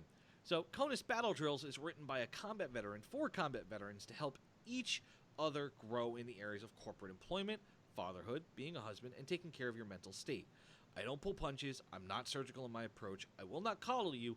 I will not feel pity for you. You are fucking killers, survivors of the greatest fighting force humanity has ever known, and I will treat you as such. Sometimes, however, you guys need some guidance, and that's why I created this page. A direct quote from CONUS Battle Drills. That kind of got my dick hard. I'm going to check that shit out. Hell yeah. And please don't forget our wonderful, outstanding sponsors, Project Overwatch, with their current campaign, Paw Patrol, cameras, dogs, situational awareness, whole kit and caboodle. Be sure to check them out. They're 100% nonprofit. All donations will go to their campaign or to Project Overwatch to further other campaigns. And remember, Rangers lead the way. And please don't forget about War Horses for Veterans. They're a fantastic organization out of Kansas, I believe, where you get to go out for 3 days, go out for a weekend, ride some horses, eat some Midwestern food, share some no shit there I was stories, have some time in a safe, comfortable environment, and just relax. I'm still railing. I want to go. Ghosty, we gotta go. I don't know. I mean, it's going to be a little bit more expensive for me. Isn't it good that it's all expenses paid for? True, yeah. Yeah. So I mean, hate flying over open water, though. good. Well, why don't you island hop over like Iceland and then Greenland and then through Canada, and there you go. Just have your passport ready. I have 2 passports, actually. Oh snap! But yeah, ICE has been there. I think Red Leg went. A couple of guys from WTF Nation Radio went out to there, rode some horses, had some fun, and eventually we'll get out there, Ghosty. We'll find our way out of this taco truck. Eventually they'll give me the keys to the door back. Eventually. But, that way we don't have to keep crawling over the counter to get in and out of the taco truck. But, other than that, you got any, final thoughts or words for him, Ghost? Yeah. Nah? Nope. Just see him on Thursday. Looking forward to it. Yeah, I will be here. No more computer crashing, so I can actually have stuff up and interact with everyone, so it's great. Yay! Like I said, Thanksgiving, for all of you that are stuck on staff duty or just sitting there twiddling your thumbs, got nowhere to go, feel free. Come with KJ. We'll hang out. Let's rephrase that. Hang out with KJ. Don't come with KJ. Let's hang out, have some fun, have some laughs, and I'll do a broadcast at normal time on Thursday at noon Eastern, and I might come on after my lovely lamb and lobster Thanksgiving meal, and just be there and chit chat and just have a general nice little sense of hanging out. You had me at lobster. You're gonna come over? Take me about 10 hours to get there. It's gonna take you about 17. You got first flight to New York, then you got a flight to Nashville. That connecting flight's gonna be a bitch. I don't think so. You can. Oh yeah, they just started. Yeah.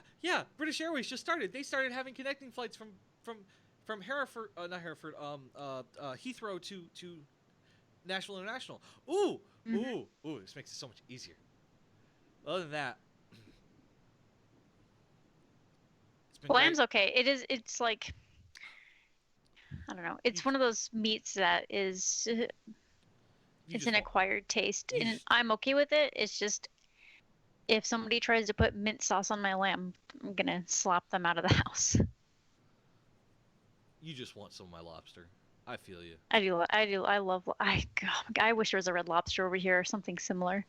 I love seafood. I could eat it till the day I die, like every day, and I would never get tired of it. That being said, we're going to go talk about our food fetishes, and we will catch you all Thursday. See you tonight for Tied Up Tuesdays. Peace!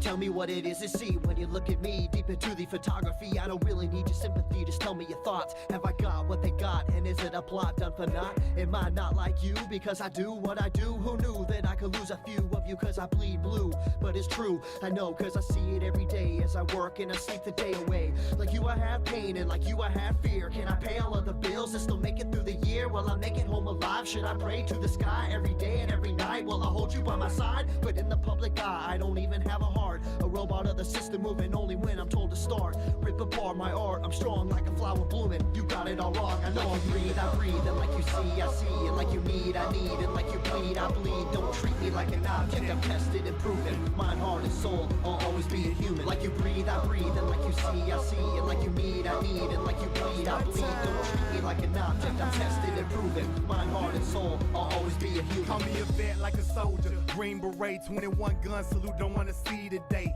In the constant war zone, in the home of the brave, where they hate the police until they saving the day. I got kids like you, a mortgage like you, so blue lives matter, and so does yours too. All this separation and divide, open your eyes. If you cut us all open, we the same inside. The only difference is I run to the gunfight. Get peace when it's chaos, when the people don't act right. But I'm under scrutiny for trying to protect me. You pull a pistol and I'm shooting for trying to contest me. I got a quick second to make a deadly decision. The media portray me like a kid for a living, like I'm cold with no heart, a brain with no thoughts, a body with no feeling, a life with no cause. Like you breathe, I breathe, and like you see, I see. And like you need, I need. And like you bleed, I bleed. Don't treat me like an object, I'm tested and proven. Mind, heart, and soul, I'll always be a human. Like you breathe, I breathe. And like you see, I see. And like you need, I need. And like you bleed, I bleed. Don't treat me like an object, I'm tested and proven. Mind, heart, and soul, I'll always be a human. I'm damned if I do, and damned if I don't. It's like every single time I say what's on my mind, they go for my throat, they spew evil words. If you are absurd, always grinding, grinning, and killing my soul with these verbs. Hold me down, like I can't gasp for air. I'm closed inside of a box, like I'm inside Fort Knox. Every time that I'm there, I don't know why they think that I'm different from you. All that's true is I'm a like you breathe, I breathe. And like you see, I see. And like you need, I need. And like you bleed, I bleed. Don't treat me like an object, I'm tested and proven. Mind, heart, and soul, I'll always be a human. Like you breathe, breathe, I breathe, and like you see, I see, and like you need, I need, and like you bleed, I bleed. Don't treat me like an object, I'm tested and proven. Mind, heart, and soul, I'll always be a human. Like you breathe, I breathe, and like you see, I see, and like you need, I need, and like you bleed, I bleed. Don't treat me like an object, I'm tested and proven. Mind, heart, and soul, I'll always be a human. Like you breathe, I breathe, and like you see, I see, and like you need, I need, and like you bleed, I bleed. Don't treat me like an object, I'm tested and proven.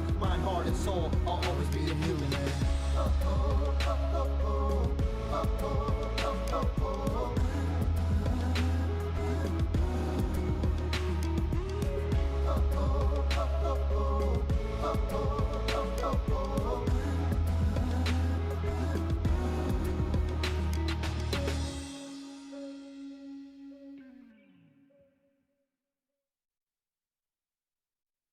WTF Nation Radio. WTF Nation Radio.